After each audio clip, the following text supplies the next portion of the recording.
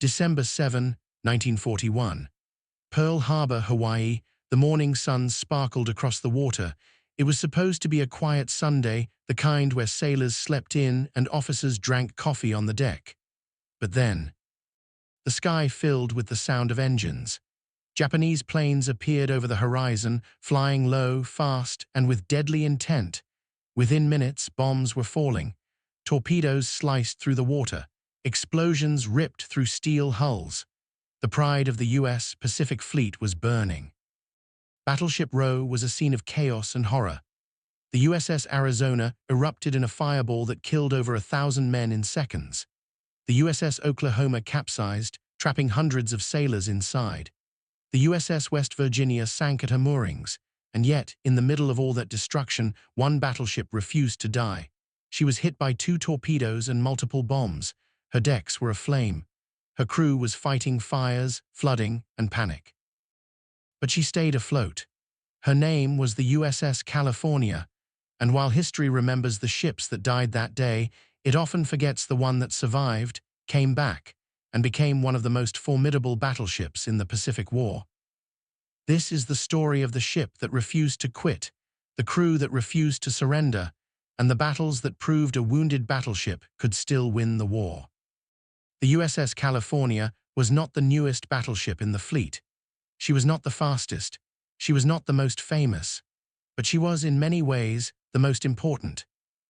Built in 1921, she was the lead ship of the Tennessee-class battleships, a design that bridged the gap between the older dreadnoughts of World War I and the modern super battleships that would dominate World War II.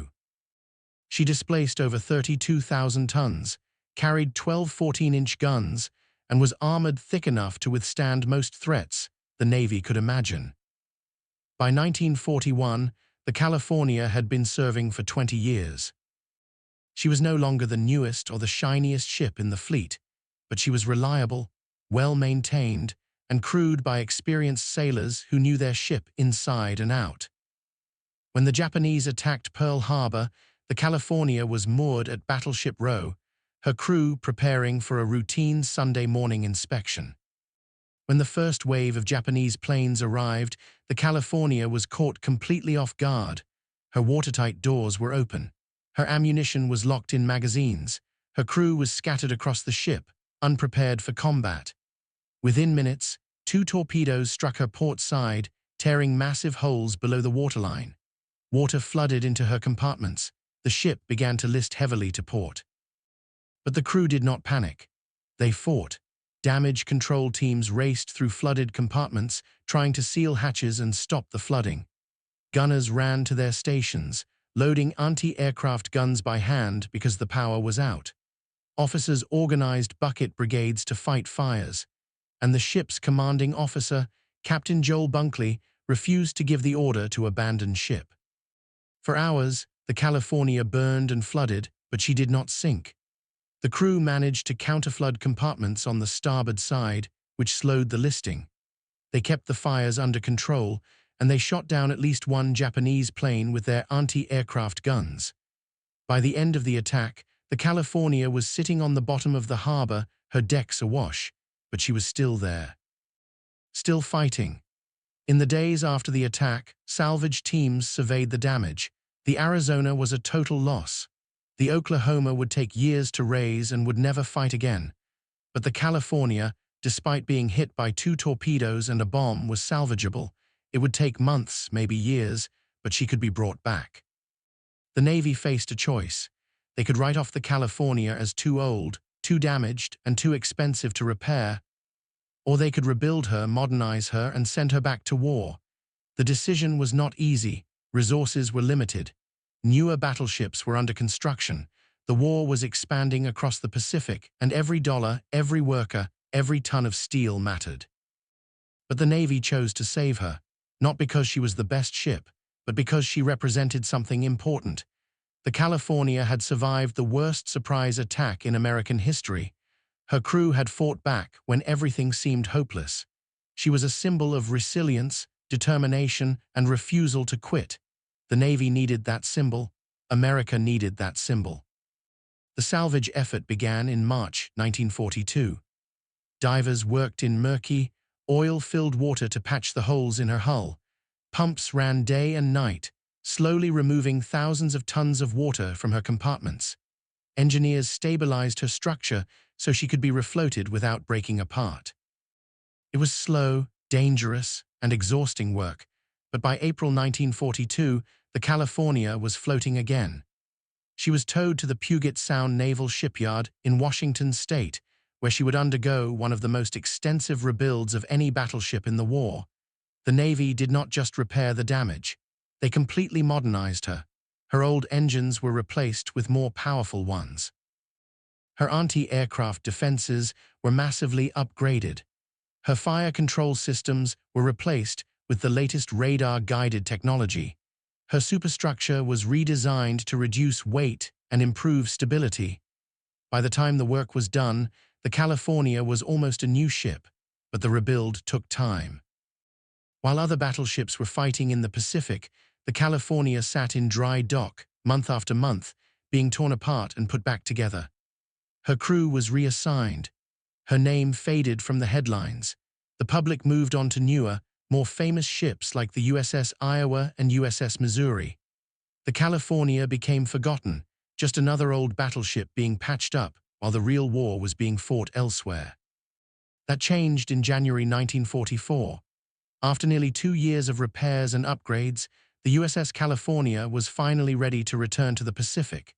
She was no longer the same ship that had been torpedoed at Pearl Harbor. She was faster, more powerful, and far more dangerous.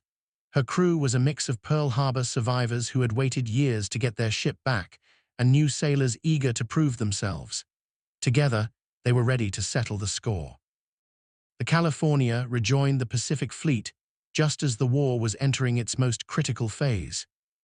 The U.S. was island-hopping across the Pacific, getting closer to Japan with every battle. Japanese resistance was fierce, and every invasion required massive naval gunfire support to soften enemy defenses before the Marines could land. The California would spend the next year and a half doing exactly that, providing fire support for some of the bloodiest battles of the war. Her first major action was the Battle of Saipan in June 1944. Saipan was a heavily fortified island, critical to Japan's defense of the home islands. The Japanese had dug in, built bunkers, and prepared to fight to the last man.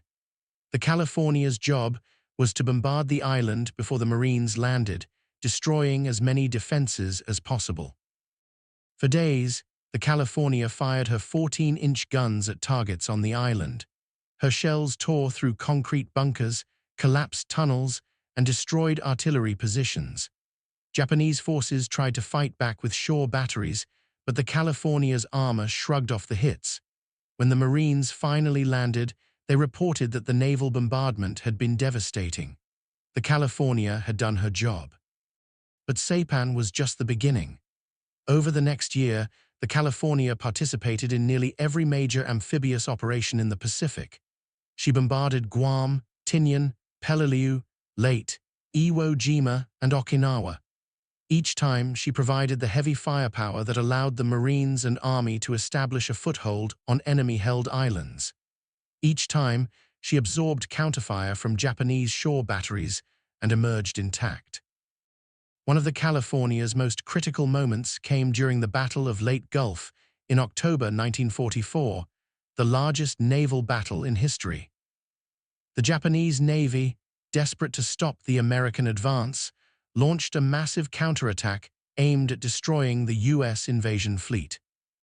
The California was part of the force that guarded the landing beaches, and when Japanese battleships broke through American defenses and headed for the troop transports, it was battleships like the California that stood in their way.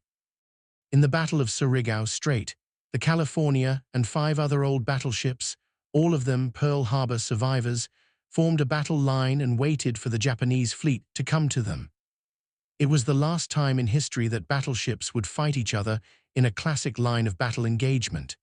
When the Japanese ships entered the strait, the California opened fire. Her radar-guided guns found their targets in the darkness. Her shells tore through enemy cruisers and destroyers. By the end of the battle, the Japanese force was annihilated. The California had avenged Pearl Harbor, but the war was not over. The closer the U.S. got to Japan, the more desperate the Japanese became. They introduced a new weapon, the kamikaze.